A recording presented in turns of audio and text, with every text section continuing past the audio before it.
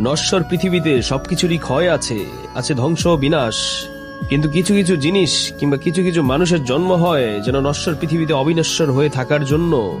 মাদেইরার রাস্তায় ঝাড়ু দেয়া ছেলেটা হোয়াইট হাউসে ক্ষমতাসীন প্রেসিডেন্টের সাথে একই রিদমে হাঁটা যেমন এম্পাওয়ারমেন্টের উদাহরণ সৃষ্টি করে, খেলার মাঠেও কি তার চেয়ে কম? রোনালদোর যখন প্রফেশনাল ফুটবলে অভিষেক, আমাদের অনেকের তখন জন্মই হয়নি। বিংশ শতাব্দীর হিসাব টানলে সবার জন্মই রোনালদোর অভিষেকের পর। এই দীর্ঘ পথ রোনালদো পাড়ি দিলেন কনসিস্টেন্সি মেনটেন করে, রাজার মতো খেলে।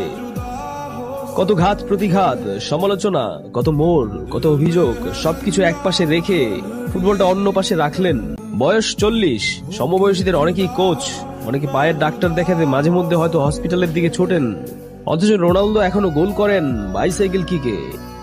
বয়স কেবলই সংখ্যা, এসব প্রবাদ আমরা কথার কথা হিসেবে ধরে নিতাম। কিন্তু কেউ কেউ থাকেন এসব প্রবাদ, কল্পকথা কিংবা রূপকথার ঊর্ধ্বে। রোনালদো